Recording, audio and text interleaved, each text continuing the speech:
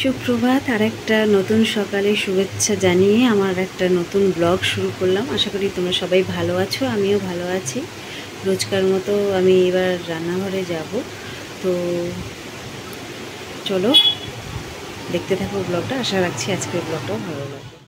এ কদিন নিরামিষ খাওয়া হচ্ছিল প্রচুর পরিমাণ, তো যার জন্যে আজকে চিংড়ি মাছ আনা হবে আর এমনি রুই মাছ আনা হবে। শান্তনু এখনই বাজারে যাবে, তো আমি রান্না করতে চলে এসেছি। পুঁই শাক চিংড়ি মাছ দিয়ে করবো আর মসুর ডাল করব, কারণ এ কদিন মঙ্গলবার ষষ্ঠী এসব ছিল, যার জন্য এসব রান্নাবান্নাগুলো করা হয়নি। তো আজকে সেই জন্যে সকালে উঠেই আমাদের ডিসিশান হয়েছে। তো শান্তনু বেরিয়ে পড়েছে, ওই যে যাচ্ছে দূরে কালো রঙের যে গেঞ্জিটা পরে, টি শার্ট যেটা পরেছে, ওই যে যাচ্ছে ও।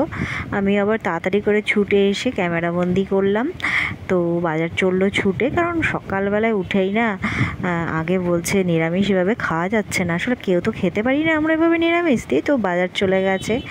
তো যাই হোক, আমার পুঁই শাকটাও হয়ে এসেছে, ওটা নামিয়ে নিয়ে মাছগুলো আসলেই ধুয়ে ঠুয়ে আমি রান্নাটা ঝটপট করে নেবো। তো পুঁই শাকের চচ্চড়ি করব। তো দেখো মাছ নিয়ে চলে এসেছে, তো এই মাছগুলো এখন ধুয়ে টুয়ে নিলাম। তো এবার নুন হলুদ মাখিয়ে চিংড়ি মাছটা ভেজে নিচ্ছি, ভেজে পুঁই শাকের মধ্যে দিয়ে দেবো। আর এই 3 পিস মাছ হচ্ছে মাছের ঝাল করব, ব্যাস আজকের দুপুরের মেনু।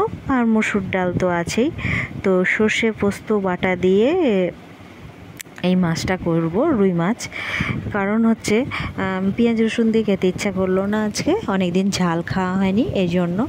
তো সেই মঙ্গলবার, তারপরে ষষ্ঠী এসব ছিল। আর এই কদিন এত গরম পড়েছে না, ঠিকঠাক করে খাওয়া হচ্ছে না। রাতের দিকে তো রান্না করে খেতেই ইচ্ছা করেনি, আর তোমাদের তো সেভাবে ব্লগও শেয়ার করা হচ্ছে না। তো যাই হোক, রান্নাবান্না কমপ্লিট করে ওকে খাবারটা প্যাক করে দেবো। দিয়ে তো আমার তো সারাদিনের কাজকর্ম লেগেই আছে, কাজগুলো করতে থাকবো, পরে আসবো তোমাদের সামনে।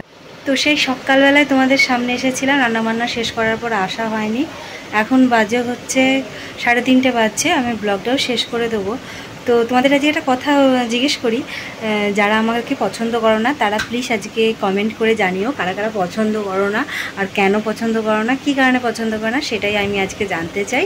তো অবশ্য করে কমেন্ট করে জানিও আমাকে কেন ভালো লাগে না তোমাদের, তো সেটাই শুনতে চাই।